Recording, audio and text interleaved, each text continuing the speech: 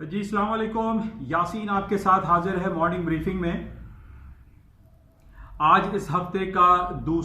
तीसरा वर्किंग है। आज बरोज बुध है और तारीख है आज 15 जनवरी।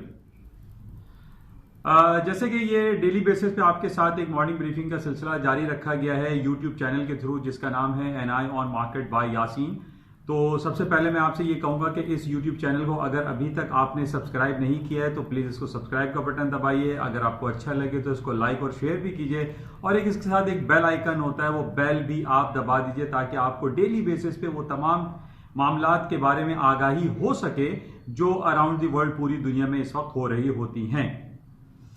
तो बहरहाल मार्केट के हवाले से कुछ बात करते हैं। आज बुध का दिन है और जो मार्केट की सूरत हाल है वो थोड़ा सा मिक्स है। जो पिछले हफ्ते हमने ये देखा था कि बहुत ज़्यादा मार्केट में हैप्पीजेंट मूव थी, अप्स एंड डाउन्स था, और जो ईरान और अमेरिका के दरमियान जो एक मामला रहा कासिम सुलेमानी के हवाले से, उसकी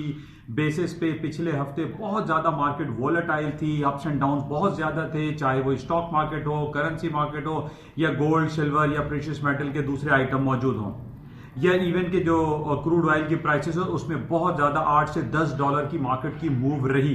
लेकिन आज हम ये देख रहे हैं कि इस हफ्ते में कोई बहुत बड़ी मार्केट में मूवमेंट नजर नहीं आ रही है, ना ही कल हुई ना परसों हुई मार्केट। हालांकि ओवरऑल अमेरिका की जो स्टॉक मार्केट है वो अपनी तारीख के तकरीबन बुलंद तरीन सतहों के करीब करीब चल रही हैं, और उसके जो इंपॉर्टेंट साइकोलॉजिकल बैरियर्स थे वो भी टूट गए। यानी डाउ जोन्स का 29,000 का जो बैरियर था वो साइकोलॉजिकली ब्रेक हो गया, 9,000 से ऊपर नेस्डैक चलने लग गया, 3200 के ऊपर यानी अब 3300 के करीब करीब आ रही है। S&P वो भी अपने साइकोलॉजिकल लेवल को जो है ब्रेक करती हुई दिखाई दे रही है। और जो हालात व वाक़यात हमारे सामने चल रहे हैं उसमें सबसे ज्यादा इंपॉर्टेंस जो आजकल जो दी जा रही है, मीडिया कवरेज जो सबसे ज्यादा चल रही है, वो अमेरिका और चाइना के दरमियान होने वाले फेज जो ट्रेड डील या फेज 1 डील है वो आज मुतवक्का है, और उसके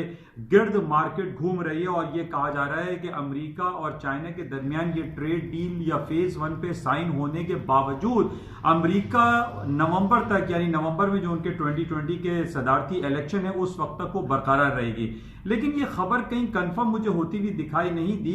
ये एक रिपोर्ट के तौर पर मार्केट में आई है खबर, लेकिन ये कंफर्म रिपोर्ट नहीं है कि क्या ये फेज 1 अगर आज डील हो जाती है या साइन हो जाते हैं तो ये जो इनके टैक्सेशन का निजाम है वो नवंबर तक जारी रहेगा। इसकी कहीं हुकूमती सतह पर या व्हाइट हाउस की तरफ से या ट्रम्प एडमिनिस्ट्रेशन की तरफ से या इवन ट्रम्प साहब की तरफ से कोई ऐसी ट्वीट मुझे दिखाई नहीं दी। बहरहाल ये एक रिपोर्ट थी और लोगों का ये गुमान था कि जनाब अगर ये ट्रेड डील या साइन या फेज 1 डील हो भी जाती है तो अमेरिका नवंबर तक या दिसंबर तक इस साल के एंड तक वो टैक्सेशन को बरकरार रहेगा। ये कंफर्म रिपोर्ट नहीं है, लेकिन एक रिपोर्ट सर्कुलेट मीडिया में कर रही है। लेकिन इस बेस पे जब ये रिपोर्ट कल हमारे सामने आई तो उसमें ये कहा जा रहा था कि जनाब वो टैक्सेशन जब इतने लॉन्गर पीरियड ऑफ टाइम के लिए रहेगा तो उस पर नेगेटिव असरात आए, और अमेरिका की स्टॉक मार्केट है S&P, डाउ जोन्स और नेस्डैक ने थोड़े से लोज बनाने शुरू कर दिए। लेकिन मैं फिर दोबारा आपसे ये कहूंगा कि ये रिपोर्ट कहीं इसकी ऑथेंटिसिटी हमें दिखाई नहीं दी। बहरहाल इस बेस पे मार्केट में हम ये देख रहे हैं कि थोड़ा सा एक रेंज है, क्लोज रेंज में मार्केटें चल रही हैं, कोई खास बड़ी तेजी या मंदी बाजार में नहीं आ रही है। और उसकी वजह हम ये कह सकते हैं कि जैसे कि मैंने आपसे कहा था कि ये जनवरी का महीना शुरू हो चुका है, और दिसंबर में जो इनका 4th क्वार्टर एंडिंग हुई उसकी तमाम अर्निंग रिपोर्टें बड़ी बड़ी कंपनीज की वो आना शुरू हो गई हैं। और कल हमारे पास 3 बड़ी कंपनीज यानी city group, JP Morgan chase और वेल्स फार्गो जैसे बड़े बैंकों की रिपोर्टें आई, जिसमें वेल्स फार्गो थोड़ा सा स्लाइटली माइनस डाउन हुआ, जबकि सिटी ग्रुप और JP मॉर्गन की जो रिपोर्ट्स हमारे पास आई जिनकी रेवेन्यू जनरेशन, EPS और उनकी मार्केट कैपिटलाइजेशन में इजाफा देखने में आया, जो कि पॉजिटिव सेंटीमेंट से, जैसे कि मैं काफी अरसे से आपसे ये कहता चला आ रहा हूं कि अमेरिका की जितनी बड़ी बड़ी कंपनीज हैं, बड़े बड़े जो फर्म्स हैं, उनकी रिपोर्ट्स अच्छी आ रही हैं, उसमें कहीं हमें नेगेटिविटी दिखाई नहीं दे रही। और उसकी बेसिस मैंने आपसे ये कही थी कि जो 4th क्वार्टर 2019 का जो क्वार्टर गुजरा है उसकी सबसे बड़ी वजह यह थी कि उसमें 2 महीने ऐसे आते हैं जिसमें हैवी शॉपिंग्स होती हैं, लोग हॉलिडे मूड में होते हैं, जिसमें Thanksgiving day, Christmas holidays, boxing day और बेतहाशा लातादाद जो है उसके अंदर शॉपिंग्स होती हैं, छुट्टियां आती हैं, हॉलिडे मूड चलता है। और तकरीबन कमोबेश 80 बिलियन ऑफ डॉलर की शॉपिंग पिछले नवंबर और दिसंबर के महीने में हुई, और उसका पॉजिटिव इफेक्ट लाजमी जनवरी के महीने में आना है जब उनकी फोर्थ क्वार्टर अर्निंग रिपोर्टें आएंगी। और कुछ यही सूरत हाल हम देख रहे हैं कि जो हमारे पास रिपोर्ट्स आ रही हैं वो बेहतरीन आ रही है। और आज भी दुनिया के सबसे बड़ा बैंक जिसको हम गोल्डमैन सैक कहते हैं, उसकी भी आज अर्निंग रिपोर्ट आनी है और उसकी भी जो फोरकास्ट हमारे पास अवेलेबल है वो पॉजिटिव है। तो ये मुमकिनात में से है कि अमेरिका की आज जो स्टॉक इंडिसेस हैं S&P, डाउ जोन्स और नैस्डैक आज नए तारीख की बुलंद तरीन सतहों को छू लेंगी, क्योंकि कोई नेगेटिविटी हमारे पास है नहीं। स्लाइटली मार्केट में जो एक र्यूमर टाइप की जो खबर आती है, जैसे कल एक र्यूमर टाइप की खबर आई कि जनाब जो फेज 1 डील पे साइन होगी अमेरिका और चाइना के दरमियान, वो लॉन्गर पीरियड ऑफ टाइम और नवंबर तक वो इंटैक्ट रहेगा। It is not confirm. तो इस वजह से इस पे थोड़ी सी मार्केट 150 की मूव नीचे आ जाती है, तो इसको हम डाउनफॉल होना नहीं कह सकते। लेकिन हम लॉन्गर पीरियड ऑफ टाइम में या उसको एक मैक्रो इकोनॉमिक या बिग कैनवस में अगर हम देखते हैं, तो हम ये देखते हैं कि अमेरिका की जितनी भी बड़ी बड़ी कंपनीज हैं, अमेरिका के जितने बड़े बड़े जो इकोनॉमिक इंडिकेटर्स हैं, चाहे वो उनका जीडीपी ग्रोथ हो या उनकी इंडस्ट्रियल प्रोडक्शन हो, उनकी कैपेसिटी यूटिलाइजेशन हो, उनकी जॉब की रिपोर्ट्स हो, वो तमाम बेहतरीन आ रही है। उसमें कहीं खराबी हमें दिखाई नहीं दे रही है। और यही वजह है कि अमेरिका की स्टॉक मार्केट है, अगर करेक्शन पीरियड के लिए 150 पॉइंट नीचे आती है तो इस मार्केट के गिरने को गिरना हम नहीं कह सकते। तो हमें यह देखना पड़ेगा अमेरिका का ओवरऑल जो सिनेरियो है, अमेरिका के जो बेसिक इंडिकेटर्स हैं, जो उनके स्टैटिस्टिकल ब्यूरोज जो इशू करते हैं जो फिगर्स, उनकी कहीं कोई खराबी मौजूद फिलहाल नहीं है।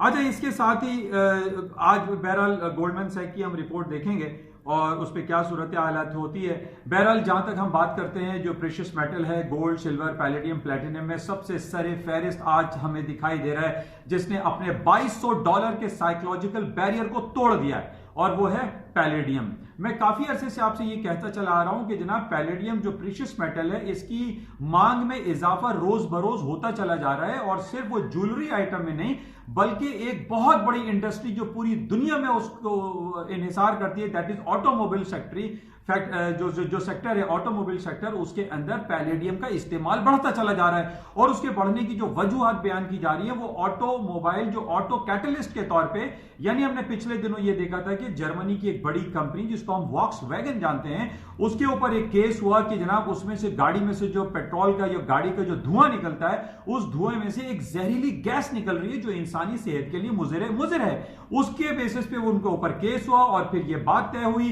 कि जनाब वो ऑटो कैटलिस्ट के तौर पे पैलेडियम का इस्तेमाल करेंगे। इसी वजह से हम ये देख रहे हैं कि पैलेडियम ना सिर्फ वॉक्सवैगन गाड़ी और ऑटोमोबाइल सेक्टर पे इस्तेमाल हो रहा है, बल्कि दुनिया की जितनी भी ऑटोमोबाइल कंपनीज हैं, चाहे वो टोयोटा हो, फोर्ड हो, जनरल मोटर्स हो, हमर हो, लातादाद जो कंपनीज हैं, वो अब पैलेडियम का इस्तेमाल करते चले जा रहे हैं, जिसकी वजह से पैलेडियम की कीमत में खातिर खा इजाफा हो रहा है। हालांकि 8, 10 साल, 20 साल पहले आप यही पैलेडियम की मार्केट को उठा के देखिए तो ये $400 और $500 पर आउंस के हिसाब से चलता था। आज इसने साइकोलॉजिकल बैरियर, तारीख की नई तारीख रकम कर दी और $2205 का आज इसने हाई किया हुआ है, और इसमें मजीद पोटेंशियल दिखाई देता है कि पैलेडियम की मार्केट में मजीद इजाफा हो सकता है। अब हालांकि दूसरी तरफ हम इसका कंपैरिजन करते हैं गोल्ड मार्केट से, जबकि गोल्ड की मार्केट जो कि 1612 का इसने लो हाई किया था जब ईरान और अमेरिका का तनाज़ा शुरू हुआ और उनके ऊपर अटैक हुआ, तो हमने देखा कि $1612 का गोल्ड की मार्केट ने हाई किया, लेकिन आज गोल्ड की मार्केट $1550-1545 के लगभग चल रही है।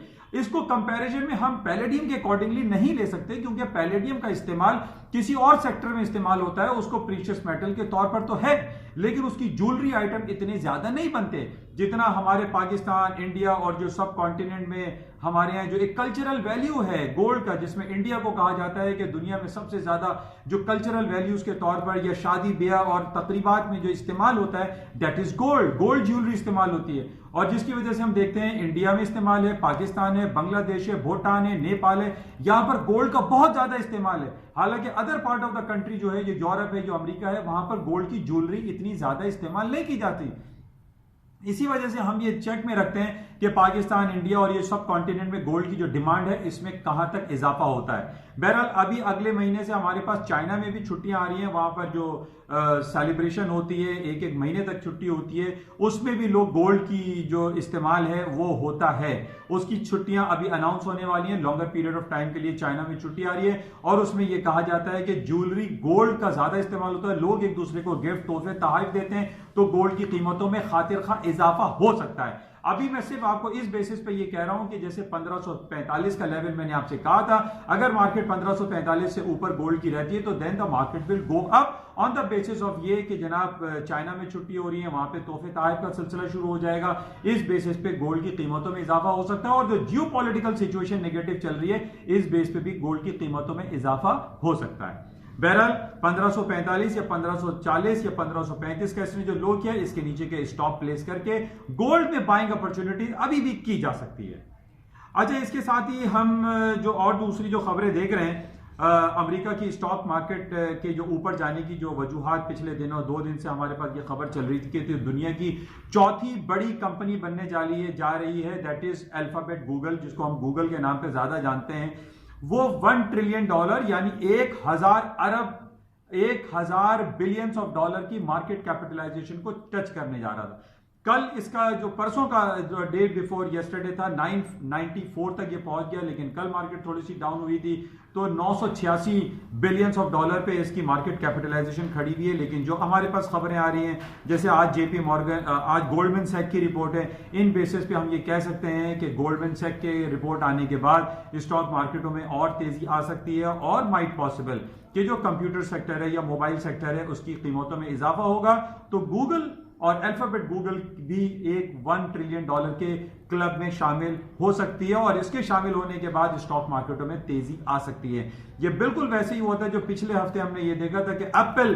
के जो शेयर थे उसने पहली बार $300 इंडिविजुअल स्क्रिप्ट जो है उसका $300 तक पहुंच गया था और जैसे ही उसने साइकोलॉजिकल लेवल $300 को क्रॉस किया और हमने देखा कि स्टॉक मार्केटों ने तारीफ की नई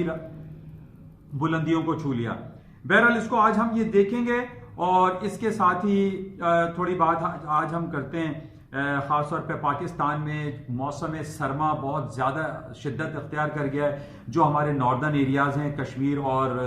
कागान, नारान, ये तमाम इलाकों में बहुत ज़्यादा बर्फबारी हुई है, जिसकी वजह से कमो बेश 100 लोग हलाक हो गए हैं। बहुत सारे लोग पिकनिक के तौर पे टूरिस्ट भी जाते हैं, लेकिन वहाँ पे उस हादसे का शिकार हो गए जिसमें हमने देखा कि तकरीबन कमो बेश 100 लोग वहाँ हलाक हो गए। हमारी ये लोगों को सलाह है कि जाएं, ज़रूर पिकनिक बनाएं, लेकिन अपनी आप को थोड़ा सा महफूज तौर पे उसको रहते हुए वहाँ पर ट्रैवल करें। बहरहाल ये हमारे पाकिस्तान का एक लॉस है और ये ना हो तो बहुत बेहतर है। अच्छा, इसके अलावा आज बड़ा इंपॉर्टेंट इवेंट है अमेरिका में वोटिंग होनी है आज। द हाउस, जिसको हम कहते हैं हाउस ऑफ रिप्रेजेंटेटिव, शॉर्ट में द हाउस कहते हैं, इसके अंदर हमें यह पता है कि डेमोक्रेट की अक्सरियत है और नैन्सी पेलोसी एक वोटिंग करेंगी आज, जिसमें यह कहा जा रहा है कि वो एक बिल पेश करेंगी, सेनेट को दरखास्त देंगी कि जनाब ट्रंप साहब की इम्पीचमेंट जल्द अज जल्द और उनके पर जो चार्जेस हैं वो चार्जेस के हवाले से आज वोटिंग होनी है। तो बड़ा इंपॉर्टेंट डे है आज। हम देखेंगे शाम में क्या सूरत हाल होती है। तो बहरहाल ये कुछ खबरें थी। इसके अलावा जो हम देख रहे हैं कि बरतानिया में जो यूरोपियन यूनियन की हवाले से खबरें हैं कि जनाब जो ब्रेग्जिट है, जो ब्रिटेन एग्जिट जिसको हम कहते हैं, वो 31 जनवरी को बरतानिया यूरोपियन यूनियन से 46 ईयर्स ऑफ मैरिज उसको डिवोर्स हो जाएगी। तो कल ये खबर चल रही थी कि जनाब वो वहाँ पार्लियामेंट में एक इजलास हुआ और उसमें ये कहा गया कि जनाब बोरिस जॉनसन साहब ये चाहते हैं कि जो बिग बेन है, जिसको क्लॉक टावर कहते हैं, जो कि पार्लियामेंट हाउस के साथ ही एक क्लॉक टावर जो दुनिया की में बरतानिया की एक पहचान है, उसमें उन्होंने ये कहा है कि वो 1 घंटा बजाएंगे जनाब। 31 जनवरी को 1 घंटा बजाया जाएगा कि और पूरी दुनिया को ये ऐलान किया जाएगा और आगाह किया जाएगा कि बरतानिया 46 ईयर्स ऑफ मैरिज के बाद डिवोर्स हो रही है। तो वहां पे जो पार्लियामेंट में उनके जो अपोजिशन है, यानी लेबर पार्टी के जो लोग हैं, मिस्टर जेरेमी कॉर्बन हैं, उन्होंने काफी एतराज किया और उन्होंने कहा कि जनाब ये घंटा बजाने के लिए तकरीबन 5 लाख पाउंड स्टर्लिंग की जरूरत पड़ती है। तो इसका मतलब ये कि बिग बैंड पे जो एक बहुत बड़े घंटे की आवाज आती है, जिसको बजाने के लिए 5 लाख पाउंड स्टर्लिंग कमोबेश $6.5 लाख की जरूरत होती है। तो बोरिस जॉनसन साहब कहते हैं कि वो चंदा जमा करेंगे। तो चंदा जमा करके वो बिग बैन पे एक घंटा बजाएंगे 31 जनवरी को। देखिए वो घंटा बजता है या नहीं बजता, लेकिन ये बात कंफर्म हो गई है कि 31 जनवरी को बरतानिया यूरोपियन यूनियन से अलहदा हो जाएगा। अच्छा, इस बेसिस पे हम देख रहे हैं कि यूरो और स्टर्लिंग की जो कीमतें हैं, जो मार्केट है अगेंस्ट वर्सेस यूएस डॉलर काफी गिरी हुई हैं, डाउन हो रही हैं और इसमें कहीं पोटेंशियल एग्जिस्ट नहीं लग रहा है। और हम ये देख रहे हैं कि रोज बरोज स्टर्लिंग और यूरो की मार्केटें जो है वो डाउनफॉल का शिकार हैं। उसकी वजह जैसे मैं आपसे बता ही रहा हूं कि यूरोपियन यूनियन से अगर बरतानिया अलहदा होगा तो बहुत ज्यादा एक अनसर्टेन सिचुएशन क्रिएट हुई हुई है। लोगों को कुछ पता नहीं है कि उनका फ्यूचर क्या होगा। वो बरतानिया में रहेंगे, वो जर्मनी में होंगे, वो फ्रांस में होंगे, फ्रांस का आदमी जर्मनी में होगा नहीं होगा, जर्मनी का आदमी इंग्लैंड में होगा या नहीं होगा। ये बड़े एक इबाहम है और बड़े निगेटिविटी है, क्योंकि अब ये 31 जनवरी को निकल तो जाएंगे, लेकिन इनकी प्रॉपर डील जो है वो कि उनकी जो नेक्स्ट इन फ्यूचर डील होगी, जो ट्रेड डील होगी, वो क्या होगी, एक बहुत बड़ा क्वेश्चन मार्क है, एक अनसर्टेन सिचुएशन है, जिसकी वजह से हम देख रहे हैं कि यूरो और स्टर्लिंग की कीमतों में खातिर का इजाफा नहीं हो रहा है। और हम ये देख रहे हैं कि जब तक 31 जनवरी तक ये खत्म नहीं होता, उस वक्त तक एक इबाम और एक अनसर्टेन सिचुएशन क्रिएट रहेगा। बहरहाल ये कुछ खबरें थी और इसको मजीद आज हम देखेंगे कि क्या खबरें सारा दिन रहती हैं। अच्छा, क्रूड ऑयल के हवाले से जैसे कि मैं काफी अरसे से आप कह रहा हूं कि क्रूड ऑयल की मार्केट में इतना पोटेंशियल एग्जिस्ट नहीं करता, और अभी भी हम ये देख रहे हैं कि कल रात को जो एपीआई की अमेरिका की जो रिपोर्ट आई थी वो हालांकि प्लस में आई, प्लस ही में आई। हालांकि ये हो रहा था कि डाउन होगी, लेकिन 1 मिलियन बैरल जो है उसमें इजाफा हुआ है। तो हमें ये देख रहे थे कि मार्केट में मजीद डाउनफॉल लगता है, और इसी वजह से हम देख रहे हैं कि सऊदी अरामको के जो शेयर हैं 34-35 रियाल से ज्यादा बढ़ नहीं पा रहे हैं। और उसमें एक सबसे बड़ा इंपॉर्टेंट पिछले हफ्ते एक कमेंट आया था मिस्टर ट्रंप का, और उन्होंने ये कहा था जब ईरान और अमेरिका के ताल्लुकात में नाचाकी हुई थी, उन्होंने ये कहा जो कि बहुत बड़ी हेडलाइन सुर्खी में चला कि we don't need Middle East oil. ये ट्रंप की तरफ से ये बयान आना कि हमें मिडिल ईस्ट के तेल की जरूरत नहीं, ये मार्केट को और डाउन कर रहा है। और इसमें जो हमारे पास टेक्निकलिटीज हैं उसमें यही कहा जा रहा है कि 57-75, मैंने कल आपको रिकमेंडेशन भी भेजी थी, 57-75 के नीचे अगर क्रूड ऑयल की मार्केट गई तो मार्केट डाउन मजीद हो जाएगी, अदरवाइज यहां से बाइंग अपॉर्चुनिटीज की जा सकती है। अभी तक वो टेक्निकल लेवल एग्जिस्ट कर रहा है। तो बहरहाल 57.75 का लेवल बड़ा इंपॉर्टेंट है, और वीकली बेसिस पे अगर 57-75 के नीचे तेल की मार्केट बंद हुई तो इट मींस के तेल की मार्केटें और डाउन हो सकती हैं। लेकिन यहां पर अभी फिलहाल on the basis of these all technical level I feel के ऑयल को बाय किया जा सकता है, और कोई सर्टेन स्टॉप $1 का या 50 सेंट्स का आप स्टॉप लगा के ऑयल की मार्केट में एक बाइंग अपॉर्चुनिटी गेन कर सकते हैं।